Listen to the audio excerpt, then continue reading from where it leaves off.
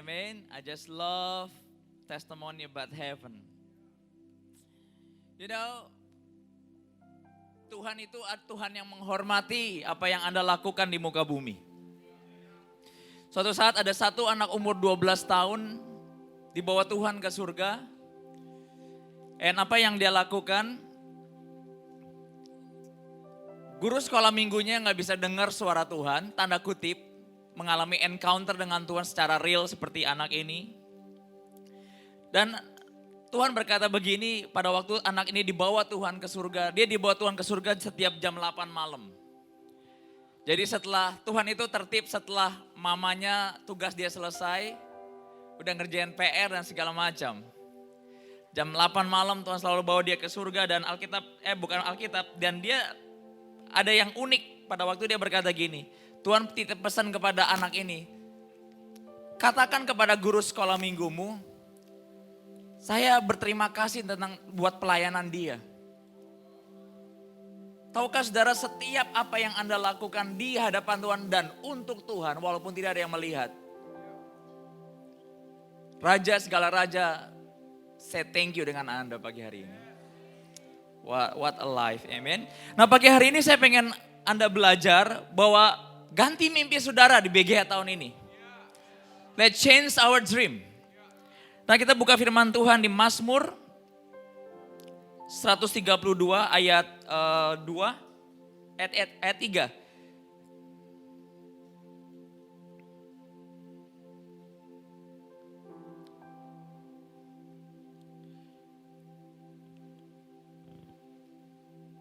Dapat semuanya? Ayat 3. Change our dream. Sesungguhnya aku tidak akan masuk ke dalam kemah kediamanku, tidak akan berbaring di ranjang petiduranku. Sesungguhnya aku tidak akan membiarkan mataku tidur atau membiarkan kelopak mataku terlelap, sampai aku mendapat tempat untuk Tuhan. Oke, kediaman untuk yang maha kuat dari Yakub. Dan Alkitab katakan di ayat 5 udah dapat. Nah, kita langsung ke ayat BGH kita. Apa yang Daud lakukan di sini? Aku tidak akan saudara, membiarkan mataku tidur atau membiarkan kelopak mataku terlelap sampai aku mendapat tempat untuk kediaman untuk yang maha kuat, yaitu Tuhan sendiri. Saudara, hal yang luar biasa, seorang raja, dia punya sebuah energi sebelum dia selesai dalam hidupnya untuk berkata, saya mau bangun rumah kediaman Tuhan. Saudara coba pikirkan baik-baik, kalau kita tidak memisahkan urusan gereja dengan pribadi, betapa diberkatinya hidup saudara. Kadang-kadang kita berkata gini, gereja urusan pendeta, kerjaan urusan pribadi. Saudara tahukah saudara, justru Anda di-appointed di dalam dunia ini untuk bekerja untuk kerajaan Allah. Simple visi setiap saudara yang berumah tangga, yang bekerja, Anda adalah misionarisnya Tuhan. Membawa orang-orang dari gelap kepada terangnya yang ajaib. Lewat pekerjaan saudara, lewat garam saudara. Saya tulis dalam note saya begini. Your value must growing as you live. Orang makin tua, makin bertambah, makin dekat dengan kamar kekekalan 2x1. Anda harus value saudara, itu makin naik seumur Anda semakin dewasa. Coba bayangkan kalau Anda menikah, Anda punya bos, hidup Anda sendiri, value saudara, itu growing as you live. Termasuk juga istri. Apa yang terjadi? Blessing. Coba pikirkan kata-kata saya pagi hari ini. Your value must growing as you live. Jadi tahun ini, value itu nilai. Jadi ada kamu tuh rumah tangga ada nilai, gereja ada bernilai, kantormu bernilai, ada sesuatu yang berbeda. Bayangin setiap tahun saya melihat Anda growing. Makanya gini, kalau orang-orang, anak-anak keluarga atau anak-anak kecil yang bertumbuh di rumah Tuhan, itu adalah polisinya Tuhan untuk membuat mereka semakin tua itu semakin growing, makin indah, makin lama sampai hari tuanya gemuk dan segar. Nah kalau kamu ditanam di dunia, dunia akan mengambil sebisa mungkin yang dia bisa ambil daripadamu. Tapi kalau Anda ditanam di tanah seorang giver yang namanya Tuhan Yesus, Anda akan berbeda. Pagi hari ini coba Anda lihat apa yang membuat Daud di hari tuanya, di hari nyamannya dia berkata, aku tidak akan membiarkan diriku tinggal tenang dan istirahat. Kekuatan dari mana itu? Saudara, saya ajarkan di gereja ini gini. Pastor, saya ini punya kebutuhan uang, keluarga, relationship. We all. That the basic human things.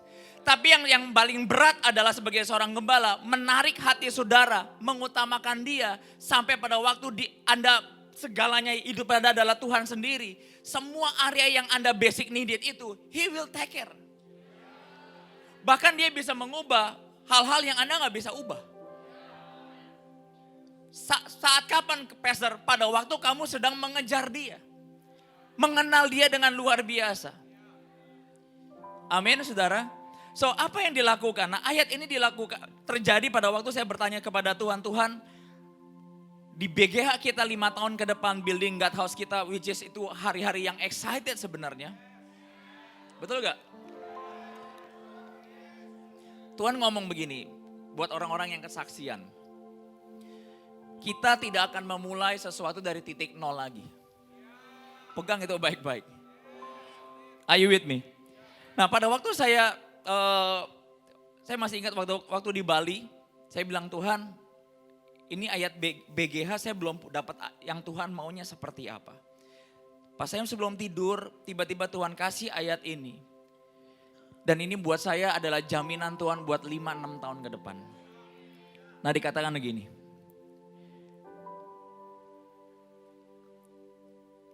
Ayat 8. Bangunlah ya Tuhan dan pergilah ke tempat kediamanmu. Engkau serta tabut kekuatanmu. Dan biarlah imam-imammu berpakaian kebenaran dan bersorak-sorai orang-orang yang kau kasihi. Oleh karena hambamu Daud dan janganlah engkau menolak orang yang kau urapi. Dan di ayat 13. Sebab Tuhan telah memilih Sion. Nah saya ganti Sion itu keluarga saudara dan gereja ini. Sebab Tuhan telah memilih overcomer. Mengingininya menjadi tempat kedudukannya. Nah saudara bayangkan kalau Tuhan pengen bertata di sini. Dan dalam keluarga saudara, dalam hidup saudara, dalam bisnis saudara. Siapa yang dapat melawan saudara? Tell me. Come on saudara. Itu poin saya.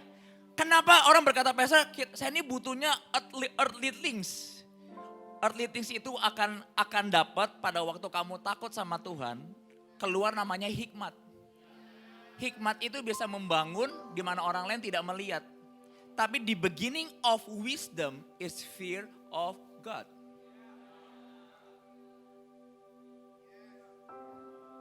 Makanya ada banyak orang, anak-anak Tuhan berbisnis kejeblos terus. Yang diaturin, yang dipusingin bagaimana membangun bisnis. Tapi kunci kerajaan sorganya nggak dipegang. Yaitu apa? Fear of God.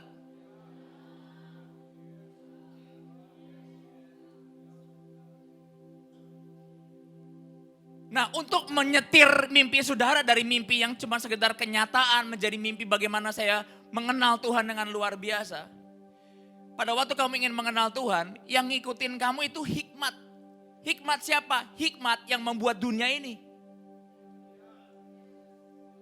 Nah, pada waktu seorang gadis ini dibawa ke surga, dia tanya sebuah pertanyaan yang unik. Dia berkata, Tuhan dunia kan gede. Bagaimana kamu tahu doa-doa kita sampai ke surga?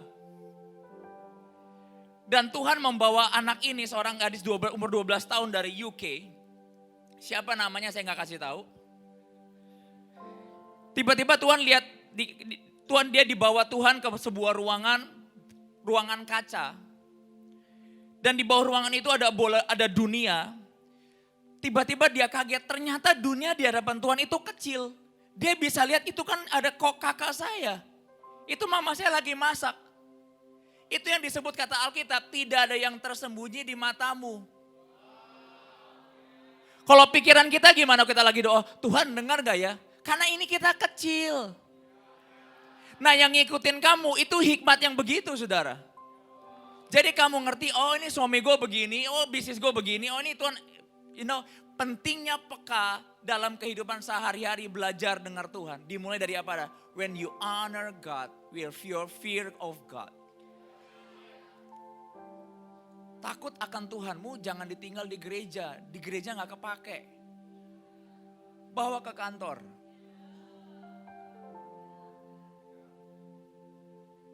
Amin. Bawa dalam relationship saudara. Ternyata dia baru ngerti, oh ternyata buat Tuhan itu dunia itu, Alkitab katakan apa? Mazmur katakan apa? Dunia itu telapak kaki Tuhan. Kecil. Makanya doa yang dari hati yang kamu menjerit kepada Tuhan, dia dengar gak? Of course. Makanya dia dengan confident di Roma 8 berkata gini, kalau aku di pihak kamu, siapa yang dapat sukamu katanya. If I on your side, by your side. Pastor, saya disakitin suami saya all the time. Kamu punya bapak. Atau sebaliknya. Ngerti maksud saya? Kalau ada suami yang disakiti istri, sebaliknya, kamu punya bapak. Is that amazing? Nah kira-kira kalau saudara punya Tuhan yang luar biasa, mau gak ganti mimpimu pagi hari ini? Untuk bangun rumah dia. Bangun rumah Tuhan. Karena benih yang kamu tabur one day lewat waktu saudara, otak saudara, uang saudara. Itu berbicara sampai kepada kekekalan. Kalau kamu baca di Wahyu, Alkitab katakan, berbahagialah orang yang mati di dalam Tuhan. Karena perbuatan mereka mengikuti mereka sampai kepada kekekalan. I always said, one day Tuhan gak akan lihat berapa kerat uang kamu, rumahmu di PIK, di BSD, mau di manapun. Dia gak akan tanya itu. Dia akan tanya beberapa hal. Berapa jiwa yang kamu menangkan. Apakah kamu pakai talentamu buat bagi kerajaanku? That's it. Ada amin. Setiap saudara mengutamakan Tuhan dan mimpi Tuhan yang luar biasa. Apa sih mimpi Tuhan? Dia pengen semua jiwa-jiwa datang kepada Yesus. Lewat apa? Lewat garam-garamnya yang hadir pagi hari ini. Anda dilahirkan dengan sebuah potensi dan kekuatan yang luar biasa. Tapi Pastor, apakah ada umur pakainya? Yes. Yang uniknya dari Tuhan adalah apa saudara? Setiap dia undur daripadamu, dia gak ngomong-ngomong. Kalau kamu diputusin pacar kan langsung di FB keluar, IG. Tapi Tuhan, dia diam. Dia menghormati setiap free will saudara. Ada amin. Dan di sini dikatakan gini, pada waktu di Bali Tuhan berbicara ini, saya langsung lompat kegirangan. Iya. Tuhan berbicara sangat jelas sekali. Di sini katakan gini, di sini aku hendak, ayat 14. Hendak diam sebab aku mengingininya. Tuhan pengen bertata di tempat ini karena Tuhan mengingininya. Bukankah ayat ini sangat spesifik? Nangkap gak sih saudara? Dan dikatakan perbekalannya, look at that. Perbekalannya setiap dia bertata di satu tempat. Apa yang ikut di belakangnya? Berkat. Tapi hukum kita seringkali dibalik. Kapan kau berkati? Gak peduli Tuhan-Tuhan pokoknya diberkati. No, we cannot have beggars mentality. Berbekalannya akan kuberkati dengan limpahnya. Orang-orangnya yang miskin akan kukenyangkan dengan roti. Kenapa tahun ini saya mau berkata kita speak the word, berkata more than enough. Perbekalannya akan kuberkati dengan more than enough. Dan imam-imamnya akan kukenakan pakaian keselamatan. God will protect you. Dan orang-orangnya yang saleh akan bersorak-sorai dengan apa? Girang. Dan Alkitab katakan, di sanalah aku menumbuhkan sebuah tanduk bagi Daud. Aku akan menyediakan sebuah pelita bagi orang yang kuurapi. Musuh-musuhnya akan kukenakan pakaian penuh malu. Tetapi di atas kepala orang benar akan bersemarak apa? Mahkotanya. Pagi hari ini kalau Anda berkata, Pastor panggilan saya apa? Jadilah misionaris yang bekerja di bank, yang berkeluarga, yang berumah tangga, yang punya talent. Disitulah Anda harus ada pagi hari ini. So Anda ngerti, oh ya gue capek buat apa ya? Gak ada lagi orang berkata, gue hidup buat apa ya? That's tragic loh.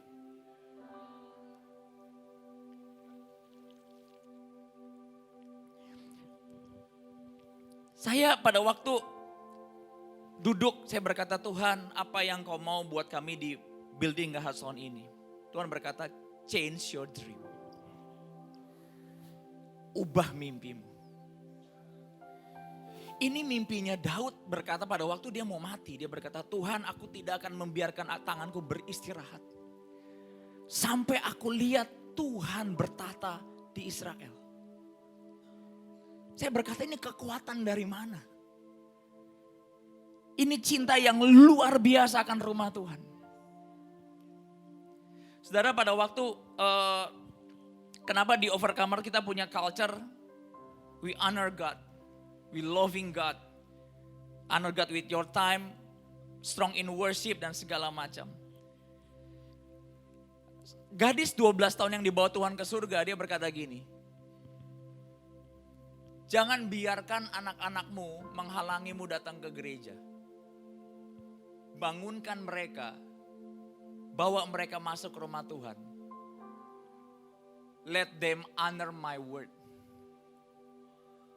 Jadi ibu-ibu kalau kamu lagi udah capek-capek ngurus anak, ngantuk, Tuhan menghormati apa yang saudara lakukan. Is that amazing? Tapi buat orang gereja yang suka ngantuk ada juga nanti. Minggu depan saya lanjutkan apa yang Tuhan katakan.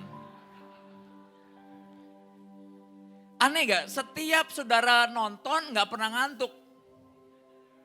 Tapi di gereja ngantuk. Setahu saya yang suka menghalangi Anda dengar firman Tuhan, pasti bukan dari pihak Tuhan. Pihak siapa Pak Gembala? Anda pikir sendiri.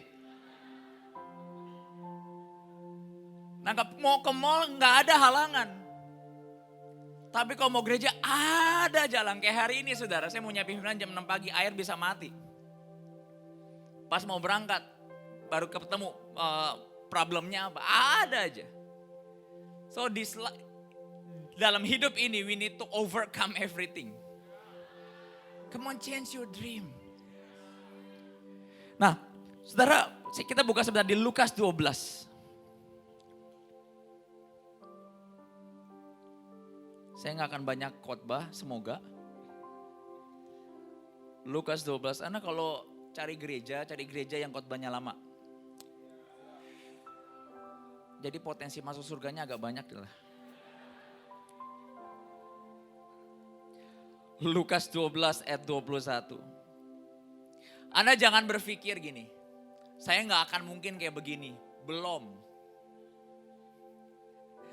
Coba Lukas 12 ayat 21.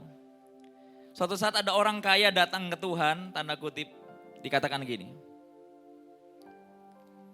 Ayat 13 dulu. Seorang dari orang banyak itu berkata kepada Yesus, Guru katakanlah kepada saudaraku supaya ia berbagi warisan dengan aku. Ayat 14, tapi Yesus berkata kepadanya, Saudara siapa yang telah mengangkat aku menjadi hakim atas pengantar atas kamu? Ayat 15, tiba-tiba dia ngomong, Berjaga-jagalah dan waspadalah terhadap segala ketamakan. Sebab walaupun seorang berlimpah hartanya, hidupnya tidaklah tergantung pada kekayaannya itu. Kaya boleh enggak? Haleluya, puji Tuhan, it's a privilege. Yang Tuhan ngomong adalah hatinya, sikap hatinya. Sombong itu tidak tergantung jumlah duit di kantong. Saya temukan dalam hidup ini banyak orang kaya rendah hati. Dan saya juga banyak temukan banyak orang miskin sombongnya luar biasa.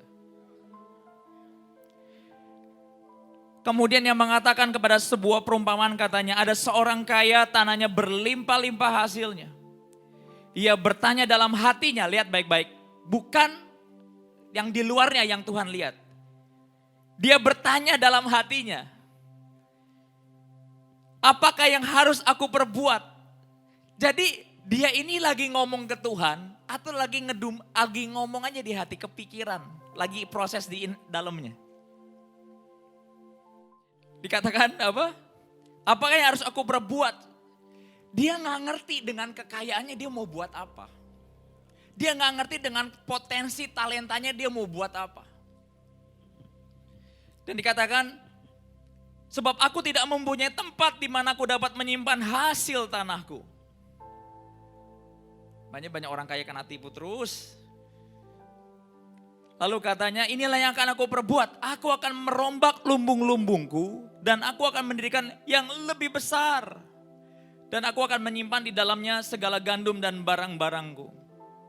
Ya, coba buka Inggrisnya. Sesudah itu aku akan berkata kepada jiwaku. Kristen jiwa yang jarang mau kejar Tuhan, hati-hati.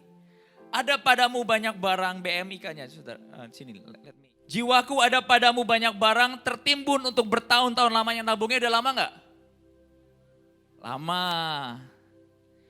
Oke, beristirahatlah, makanlah, minumlah, bersenang-senanglah. Saudara lihat, pada waktu berkat sudah di tangan, apa yang dia lakukan? Having fun. Ketahuan gak? Enggak, dia kan ngomong dalam hati. Amin. Tapi firman Allah kepadanya, hai engkau orang bodoh. Nah orang katakan begini. Nah aku ada akal, gudang-gudangku akan kusuruh rombak lalu kubangun yang lebih besar. Kemudian akan kukatakan kepada diriku sendiri, engkau beruntung. Segala yang baik sudah kau miliki dan tidak akan habis selama bertahun-tahun. Ada banyak anak Tuhan nyisip hati kayak begini. Kau pengen ngumpulin duit supaya hari tua semuanya tetap oke, gak salah dengan planning. Tapi kalau cuman itu yang Anda kejar, Anda building gak harus cuman buat itu, Anda di bank yang salah.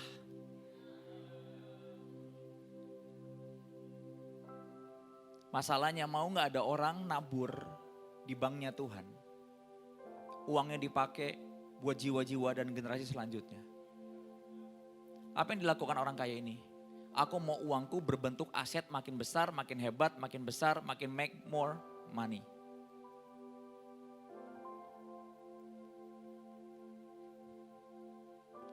Dan dikatakan begini. Segala yang baik sudah kau miliki dan tidak akan habis selama bertahun-tahun. Istirahatlah sekarang, makan, minumlah dan nikmatilah hidupmu. What a vision. Ada orang kepengen, saya burning for Jesus. Iya lu bokek sih. Coba kamu udah diberkati, pengen tahu itu burning apa itu.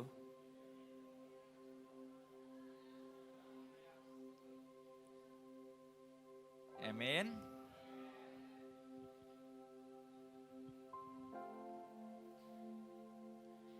Demikianlah jadinya ayat 21. Dengan setiap orang, saya berkata firman Tuhan ini tidak untuk saudara doang loh. Termasuk buat yang khotbah loh.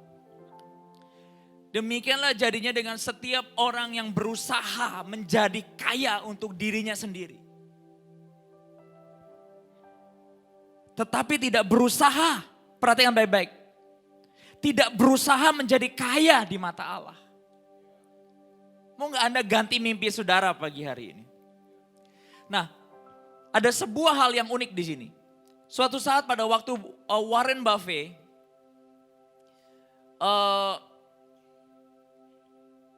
kalau Anda lihat di Google, Anda lihat filmnya atau apapun lah di YouTube. Dia adalah donatur terbesar sepanjang sejarah kepada Bill Gates and Melinda Foundation. Siapa tuh Bill Gates? Cari sendiri. Saya berkata, kok bisa ya? Tahu yang kasih buat mereka berapa? Semuanya. Hasil 60 tahun kerjanya. Lewat sebuah kejadian. Itu kenapa saya tulis dalam note saya, like this.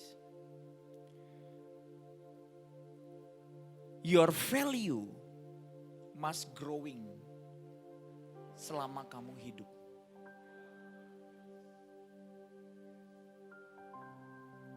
Beberapa orang bingung aja. Dengar baik-baik.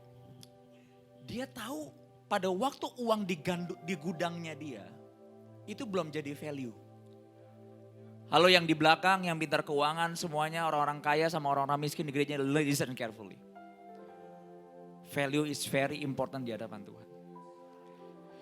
Orang kaya ini tidak akan disebut orang yang bodoh kalau dia berkata apa yang namanya, Tuhan terima kasih cukup. It's time to give more. Setuju gak? Dan apa yang terjadi? Ditanya, apa yang ngubah membuat kamu, anak-anaknya ada 3, semuanya dijadiin kepala yayasan. Dari semua bisnismen loh. Lalu dia berkata gini, tidak ada orang yang lebih besar daripada orang yang pekerjaannya to service people.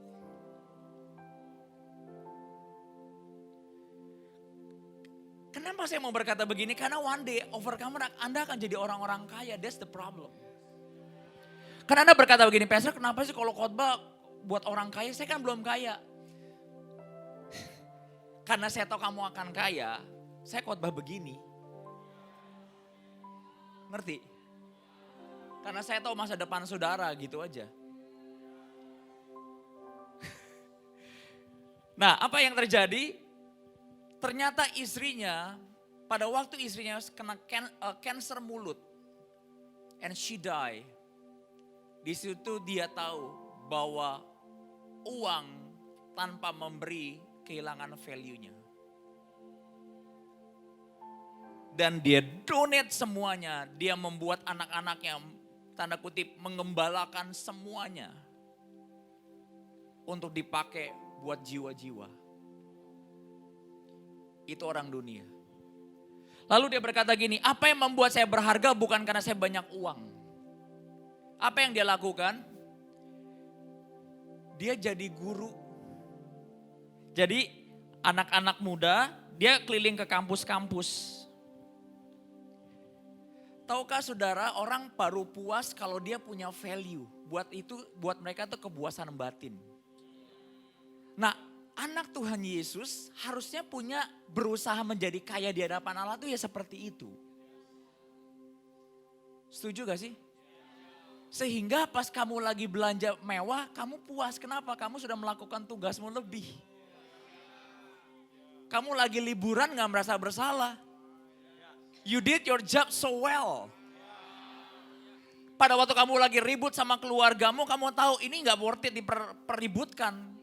Because your value must grow as you live. Got my point yang di belakang. Saya pernah ngajar di relationship class, pick your battle. Jangan semua diributin. And apa yang terjadi pada waktu, apa yang dia lakukan, dia keliling kampus-kampus, seperti seorang opa, dia buka kelas terbuka, tanya jawab, dia ngobrol. Itu cara dia menikmati hidupnya. Tapi ada banyak anak Tuhan menikmati hidupnya dengan cara yang berbeda. Ada amin. Kalau hari itu Warren Buffett masih ada di zaman Tuhan Yesus, mungkin gak disebut orang kaya yang bodoh. Yesus akan berkata, pinter juga loh.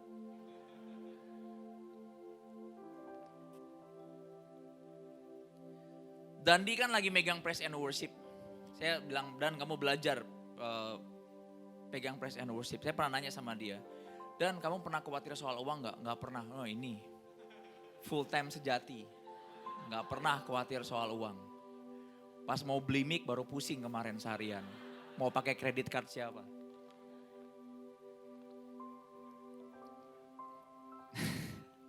Tapi itu iman, saya anggap itu iman lah. Setiap minggu dia laporan, Pastor dia bilang, ini nggak bisa, ini sibuk, ini nggak bisa, ini sibuk. Ini belum kaya loh, belum kaya loh. Can you imagine?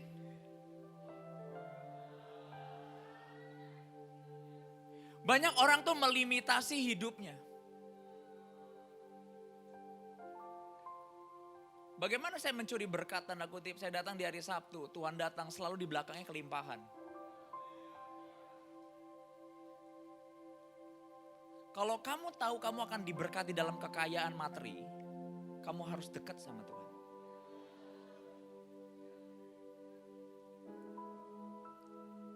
Saya lihat ada banyak orang tidak bisa diberkati, kenapa? Belum kaya loh.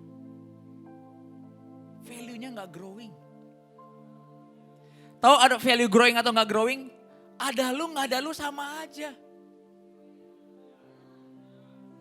Coba kalau Anda di kantor, Anda keluar, semua tepuk tangan. Nah itu hati-hati tuh. Akhirnya lu keluar. Gawat gak kalau di gereja ada begituan? Dia keluar gereja, puji Tuhan. Kan gak begitu. Suami kalau Anda sering di luar, istrimu makin happy, berarti value-mu gak growing.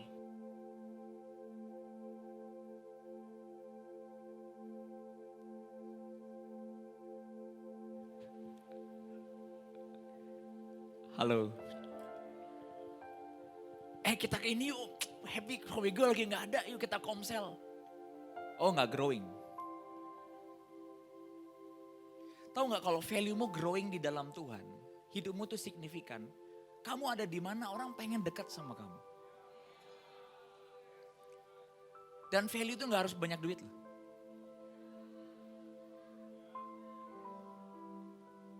Are you with me church? Ayo ganti mimpimu.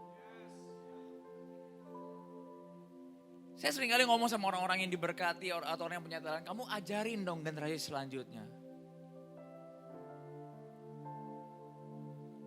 Setiap kamu memberi hidupmu kepada orang yang gak bisa bayar balik, Bapa di surga will read the check and give it to you.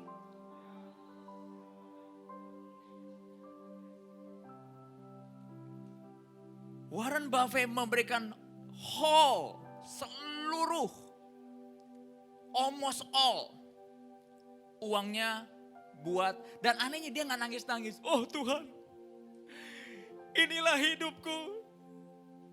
Santai, senyum, dia berkata, I'm happier now. Gila ya, ada orang kasih duit, I'm happier now.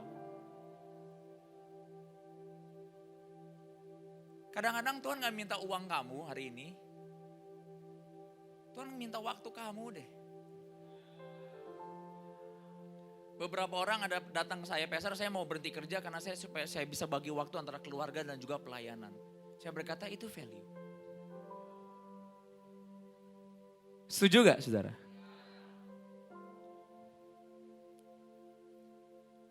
Ada satu anak komselnya Freddy, pasti Jakarta nggak growing dan segala macam.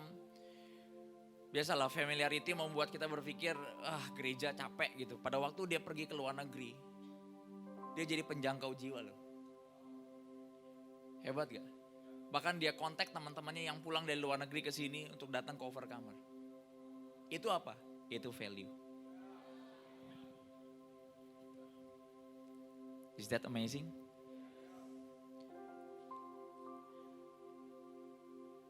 Apa itu value?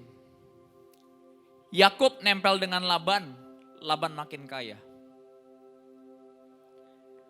Apa itu value? Yusuf jadi budak, Potifar diberkati Tuhan. Apa itu value? Lot dengan Abraham, tetap Lot diberkati Tuhan. Come on church. Saya tulis dalam note saya, don't be sleepwalker in this life. Kejadian 13.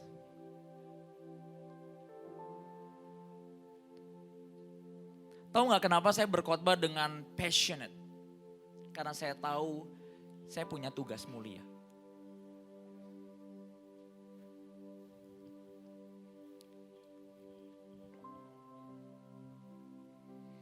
Para ibu di gereja ini kalau one day anak-anakmu bisa mengasihi melayani Tuhan, itu value kamu. Kalau one day anak-anakmu sukses meninggalkan Tuhan, itu bukan value kamu. Ajar mereka mengejar Tuhan dari sejak masa muda.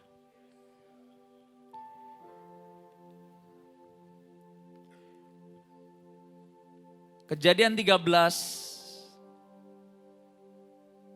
ayat 14. Ini ada sebuah yang unik di sini. Setelah Lot berpisah daripada Abraham, berfirmanlah Tuhan. Nah, ayat 8 dulu sebentar. Maka berkatalah Abraham kepada Lot. Mimpinya Lot apa saudara? Semua yang kelihatannya enak, itu pasti dari Tuhan. Oke? Dan dia kasih sisanya kepada Abraham. Ini keponakan yang kurang ajar. Ayat 8. Maka berkatalah Abraham kepada Lot, janganlah kiranya ada perkelahian antara aku dan engkau. Dan di antara para gembalaku dan para gembalamu, sebab kita ini kerabat. Apa itu saudara? Ini kakek punya value. Makanya di gereja kalau berantem, ujungnya apa? Jangan berantem berebutan, kita ini kerabat. Itu apa? Value. Setuju gak sih saudara? Kalau ada konflik diselesain, gak langsung keluar, itu apa? Value. Hebat gak Abraham? Hebat. Keponakan sama om berantem. Yang ngalah om. Apa ini? Value. Makanya saya selalu berkata, siapa yang suka sering menang dalam berantem? Hati-hati. Kamu gak punya value. Setiap kamu berantem, kamu yang ngalah, itulah value kamu. Dan kamu sebenarnya sedang menang. Apa berkatnya buat orang yang punya value dan menang? Dan buat mimpi, buat generasi selanjutnya. Lanjutkan. Ayat 14. Pengen ya setiap nanti, kayak contohnya kamu bertumbuh makin tua, makin value, makin kayak Abraham, makin ngalah. Hebat ya? Widih gila. Saya cuma mikir gimana setan bisa masuk sama orang yang ngalah. Coba. Karena semua orang yang membawa damai disebut anak-anak Allah. Orang tua di gereja ini, anak, menantu, apapun, ipar, dengar baik-baik. Pegang ayat ini. Kita ini kerabat.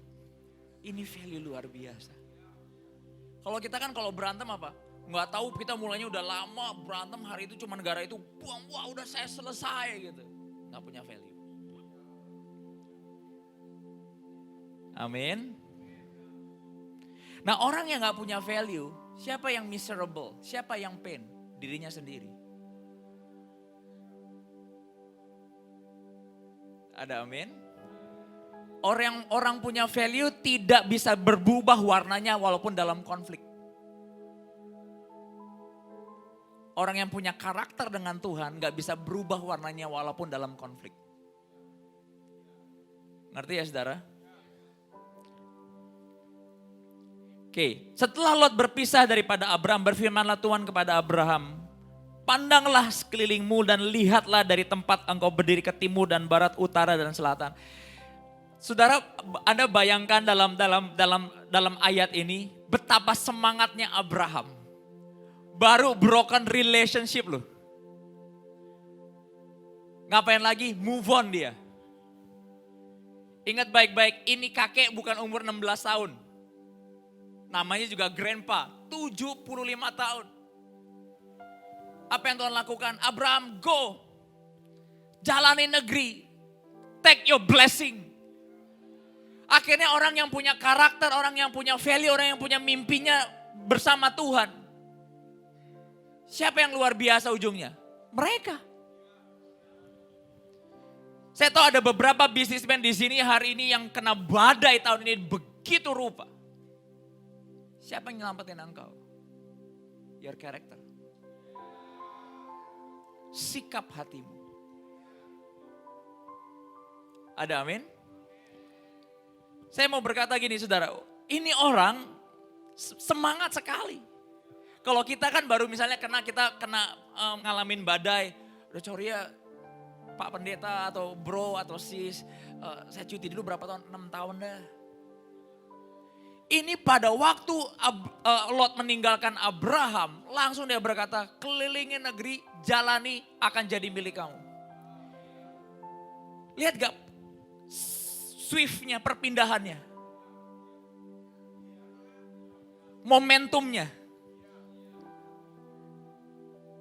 Nangkap gak saudara? Orang ini cepat move on, semangat. Ternyata kehilangan Lot menjadi awal blessingnya Abraham loh. Ini kalau bisnismen jalan sama Tuhan tuh kayak begini. Even though storm hit you, Tuhan berkata, let's go again. My daughter, my son, my king. Is that amazing? Tuhan gak pakai kiri kan, dia berkata, go. Jalani negeri shall be yours. Dan dia apa yang dikatakan, pandanglah sekelilingmu dan lihat dari tempat kau berdiri ke timur dan barat, utara dan selatan. Sebab seluruh negeri yang kau lihat akan kuberikan kepadamu dan kepada keturunanmu untuk selama-lamanya. Tidak selamanya Tuhan menghibur seseorang dengan cara manusia.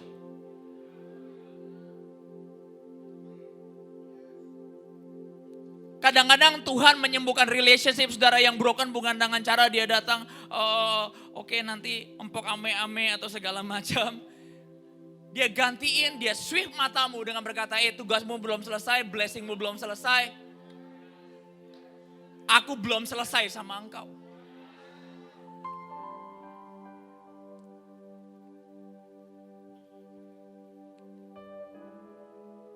Dua raja-raja dengan cepat.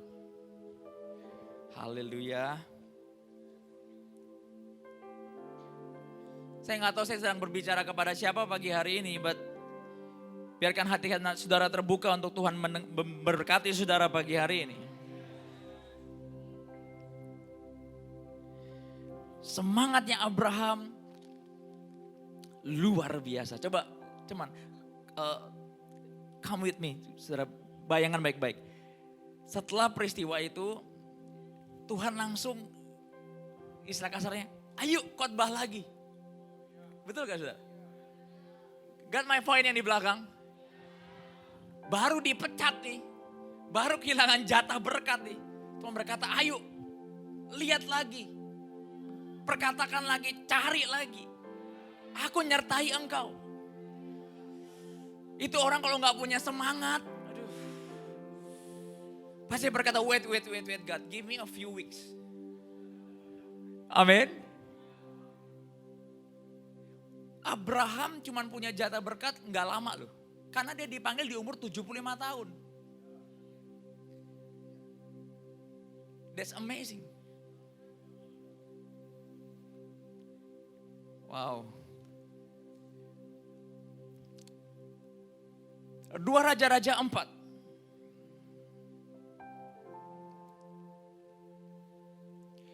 Ayat 4, pasal 4 ayat 5.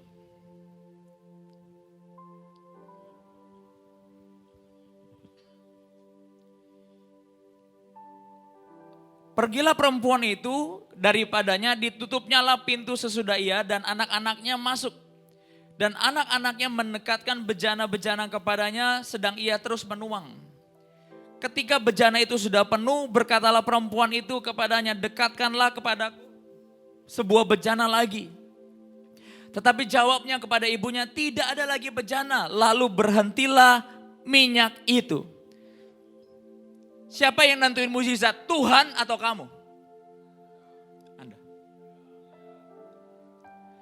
BGH tahun ini berkata, Tuhan, there is more. Aku kasih lagi satu bejana pengharapanku, aku akan terus kasih bejana kosongku, aku akan kasih lagi bejana imanku. Tuhan, sampai minyak itu mengalir, dan terus mengalir. Dia tidak bisa bekerja dengan orang-orang yang traumatik.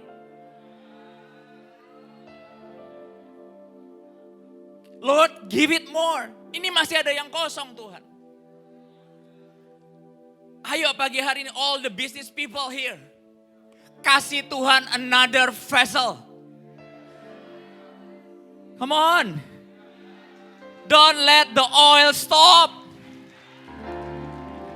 Don't let the oil stop. Nah, kita akan buka firman, apa hubungannya dengan bejana itu? Kita buka firman Tuhan yang tadi apa? Will, can you open for me, Dandi? Kolam Bethesda.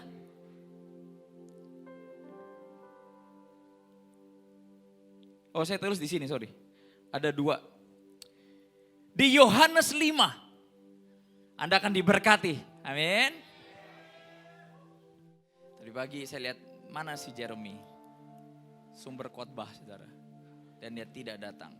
Maka berdosalah papa mamanya.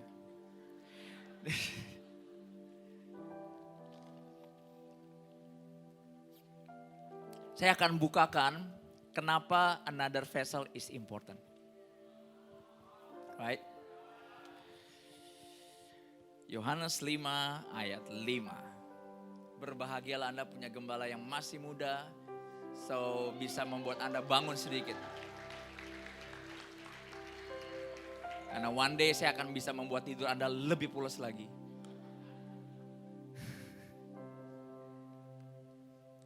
Yohanes 5 ayat Yohanes 5 ayat 5. Di situ ada seorang yang sudah 38 tahun lamanya sakit. Cukup lama? Ya, it's long enough.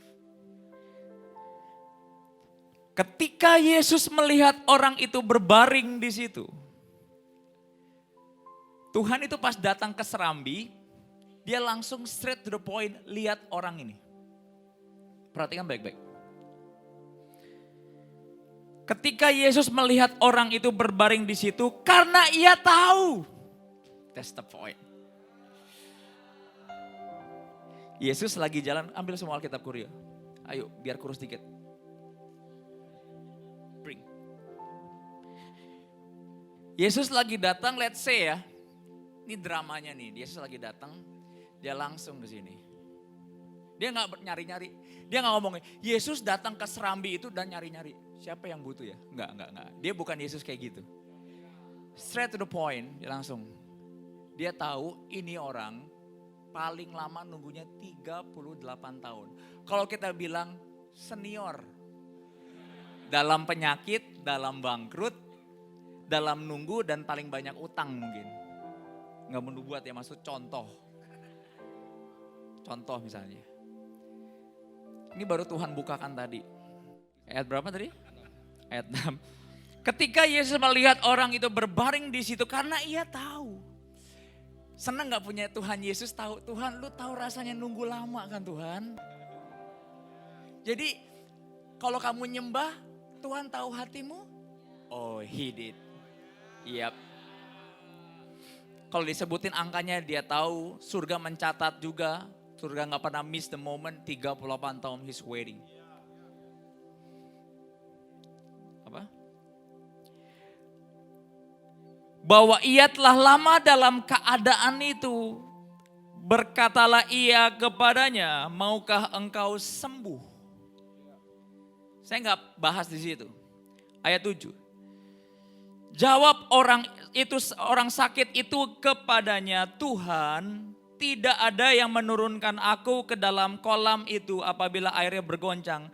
Sementara aku menuju ke kolam itu, orang lain sudah turun mendahului aku. Dan penonton berkata, ya kasihan sekali. He is a loser, right? 38 tahun, lomba balap ke kolam aja nggak menang dia. 38 tahun. Dan pas udah mau nyampe ke situ, malaikat udah naik lagi ke surga. 38 tahun, saya tulis dalam note saya gini, ambil note saya. Nah, kenapa Tuhan pilih orang ini? That's the point. Selama 38 tahun, come on, give me your best face. Selama 38 tahun, ini belakang kelihatan? Setiap 38 tahun, dia malaikat turun, he keep trying to that pool.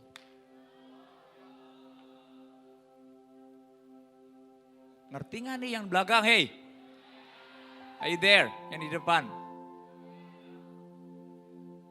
He keep God, he push God. Berkata, Lord, saya belum dapat. Ini masih ada bejana kosong that you need to fulfill with.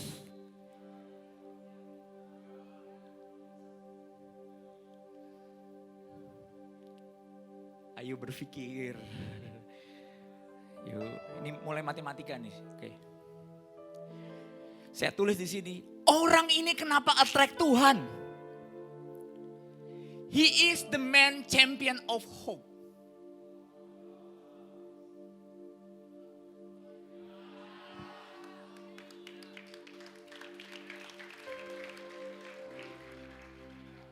Tiga 38 tahun orang berbeda-beda di gereja ini. Some longing about money, family, kids, breakthrough, you name it. Dan Tuhan tahu 38 tahun you always lose. Tapi Alkitab jelas dia berkata kepada Yesus, 30 tahun setiap aku berlomba ke kolam itu, saya selalu kalah. Kekalahan dia membuat Tuhan harus ke sana, langsung nyari straight to the person, to this man. Buat dia itu adalah kekalahan, buat Tuhan itu iman dan pengharapan.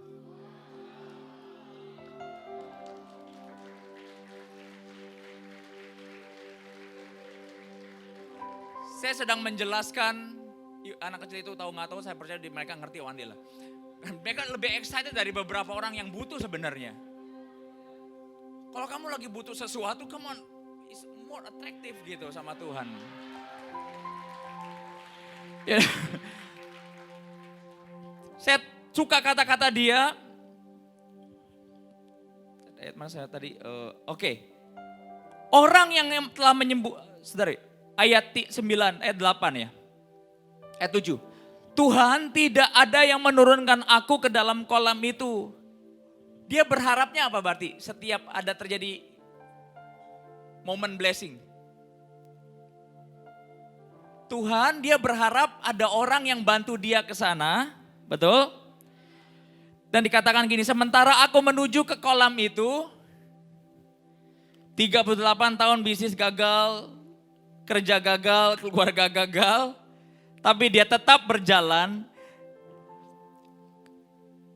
Sementara aku menuju kolam itu, orang lain sudah mendahului aku. Kata Yesus kepadanya, bangunlah, angkatlah tilammu dan berjalanlah. Dan saat itu juga orang itu lalu sembuh, lalu orang itu mengangkat tilamnya dan berjalan. Saudara, Anda bisa bayangkan, saudara, orang berkata Tuhan itu kalau memberkati orang random, no. Dia bukan Tuhan undian atau perjudian.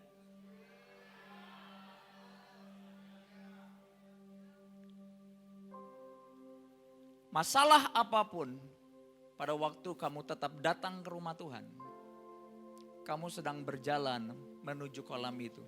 Kalaupun kamu gagal, Dia melihat pengharapanmu. Saya beri nama, banyak kan pendeta hamba Tuhan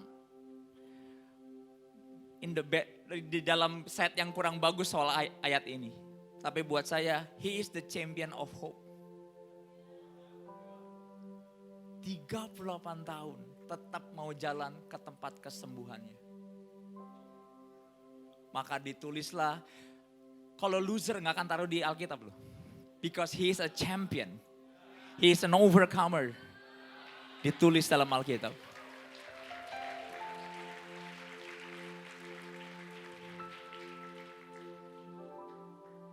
Tuhan datang ke gereja ini dan dia langsung temuin seseorang. Berarti dia udah tahu, udah ngerti, udah dengar, udah lihat.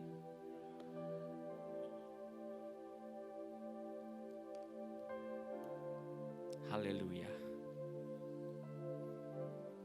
Haleluya. Wow. Is that amazing? Overcomer? Saya nggak tahu berapa hal yang Anda lewati dalam hidup ini. Tapi saya mau katakan Tuhan tidak pernah wasted itu. Tuhan tidak pernah wasted itu. Saya suka kata-kata sebab Ia tahu. That's one small word is like heat and burning my heart.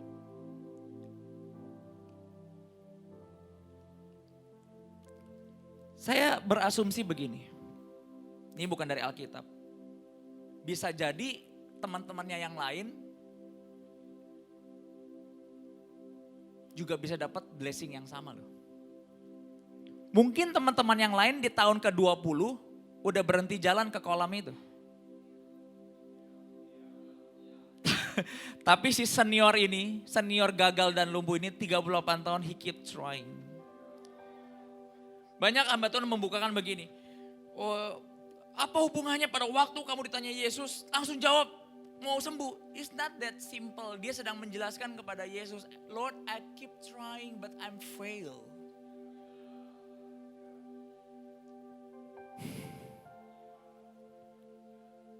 Every time dia sedang sharing kondisinya 38 tahun tuh gimana? Banyak Alkitab katakan, ia tahu orang ini sudah menunggu begitu lama.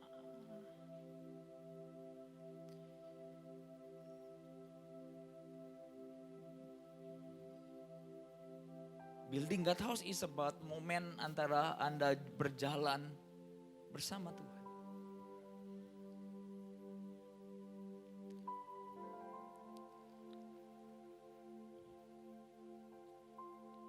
Hakim-hakim, saya akan selesai di sini.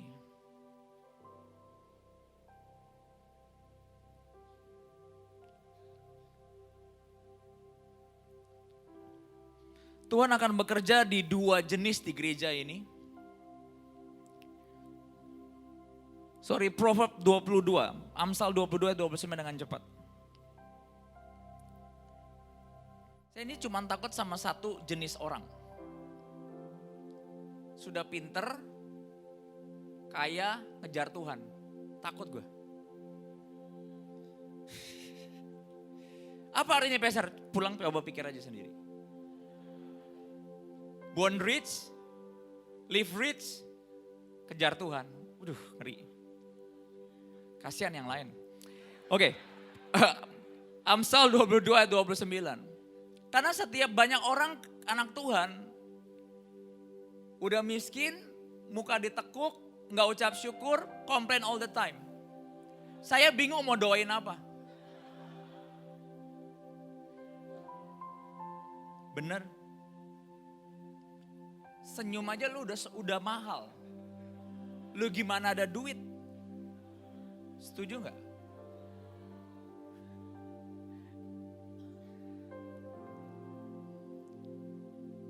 Syarat jadi orang kaya apa? Banyak senyum. Proverb 22 ayat 29.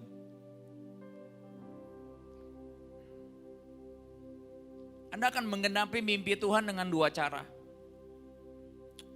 Yang pertama, pernahkah engkau melihat, observe people who are good at their work. Anda bisa diisi bejananya lewat Anda punya skill dalam hidup ini, and then God bless you because your skill. Alright? Observe people who are good at their work. Skilled worker are always in demand and admired. Orang yang punya skill selalu permintaannya tinggi gitu loh. Dan selalu diingini. Di hadapan raja-raja ia akan berdiri, bukan di hadapan orang-orang yang hina. Bersyukurlah kalau pagi hari ini Tuhan mengaruniakan kecerdasan, kepintaran, sebab Tuhan akan memberkati saudara lewat sungai itu. Amin. Kalau Anda berkata, Pastor, saya ini nggak punya apa-apa sama Tuhan. Nah, Anda akan bisa akan bertempur di sungai yang lain. Apa yang namanya sungai kasih karunia. Tapi kalau Anda combine sungai kasih karunia dan sungai hikmat, Anda akan luar biasa. Tapi kalau Anda bisa punya salah satu aja, yang di area lain agak lemah, nggak apa-apa lah. Anda akan tetap diberkati. Ada amin? So, apa yang terjadi pada waktu Anda ini smart, diberkati dalam hikmat dan segala macam, Anda akan di-demand, Anda akan di-admired. Anda bukan berdiri di hadapan orang-orang biasa. One day saya berdoa Tuhan mengurapi saudara, Anda akan jadi orang-orang yang bukan orang-orang yang biasa, punya skill yang luar biasa. Amin. Nah, kita buka di 1 Korintus 1 ayat 26.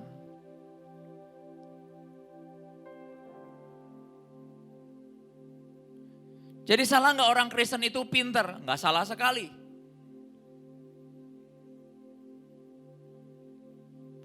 Anda harus berkenalan dengan Tuhan dengan dua sisi Tuhan. Yang pertama adalah sisi kasih karunia, yang kedua adalah sisi keadilannya Dia. Sisi keadilannya itu apa? Apa yang Anda tabur, Anda akan tuai. Got it?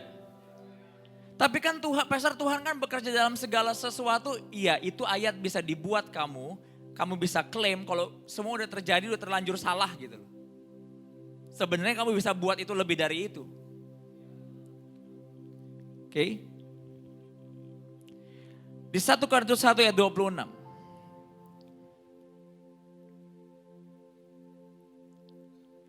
Nah, Pastor, gimana kalau saya nggak born rich? IQ ngepas, kadang-kadang ngomong juga gak nyambung.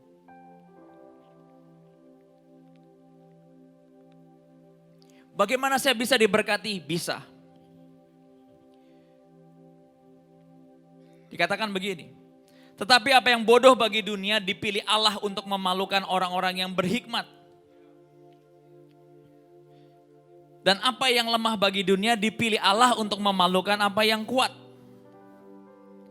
Dan apa yang tidak terpandang dan hina bagi dunia dipilih Allah, bahkan apa yang tidak berarti dipilih Allah untuk meniadakan apa yang berarti. Tapi ada jangkarnya. Supaya jangan ada seorang manusia pun yang memegahkan diri. Ayat 31. Karena itu barang siapa bermegah, hendaklah ia bermegah di dalam Tuhan. Nah, orang-orang seperti ini Anda harus membutuhkan kasih karunia lebih. Pakai tanda kutip sungai berkatmu di sini. Anda akan bertemu dengan beruntung seumur hidupmu. Saya terlalu banyak dengar kesaksian anak-anak Overcomer Church selalu bertemu dengan company yang tepat, orang yang tepat, favor yang tepat, dan dapat menjadi trustworthy people yang tepat. Ya, karena Anda pakai sungai ini. Tapi kalau Anda hari ini dianugerahin Tuhan hikmat, cerdas seperti Daniel, itu juga berkat saudara.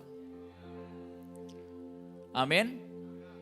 Saya berdoa pagi hari ini Anda bisa nangkep kenapa Anda harus di dalam mimpinya Tuhan yang luar biasa. Jadi orang nanya, destinimu apa? Saya adalah misionaris yang hidup sementara, yang punya bisnis, yang diberkati Tuhan. yang jadi garam. One day hidupku akan punya value for next generation and to next generation and to the next generation. Come on, give God a mighty hand.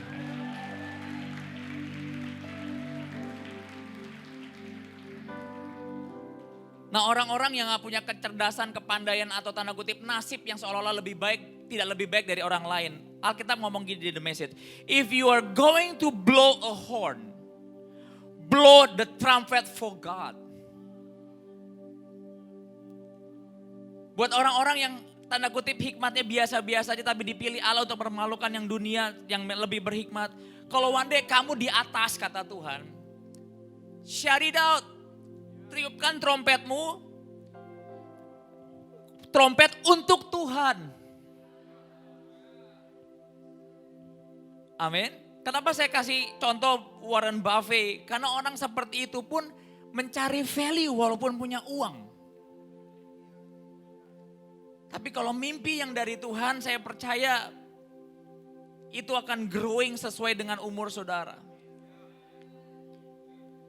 Wow, kalau Overcomer punya orang-orang hebat seperti ini. Termasuk orang-orang yang lumpuh 38 tahun, he keep striving, moving and Tuhan memberkati orang itu. Dia berkata, angkat tilammu dan berjalanlah, this is your days. I pray, tutup Alkitabmu semuanya.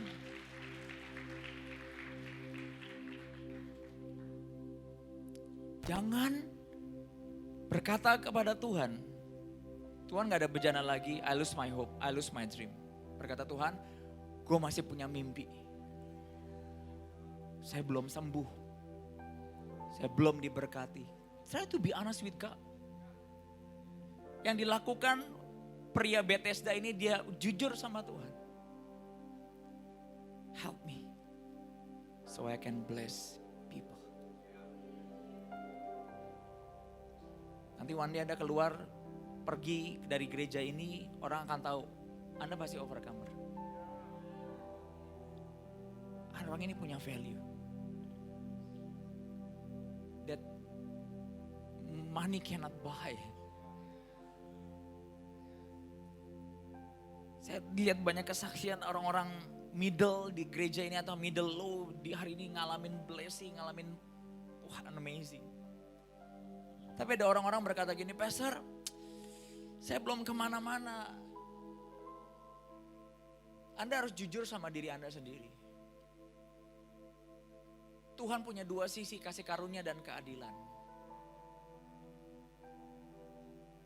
Amin. Kalau kamu mau diberkati, kamu harus punya hikmat dan kasih karunia. Come on church. Beberapa orang ditolong Tuhan dalam kasih karunia. Beberapa orang ditolong Tuhan karena kecerdasannya tanda kutip bisa membangun bisnis dengan luar biasa. Buat Anda bisnismen berkata, Tuhan ngomongnya gimana sih? Dia ngomong lewat pikiran kamu, selesai. Oh tiba-tiba kepikir ya, itu Tuhan.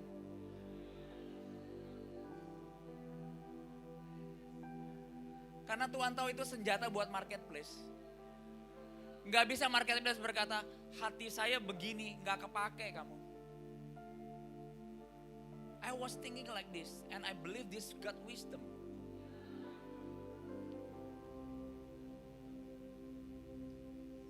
Amin. Bill Gates 5 tahun ke depan, 6 tahun ke depan. I pray ada banyak mukjizat, pertolongan Tuhan. Seperti yang terjadi di Bethesda terjadi dalam hidup kita. Kita mau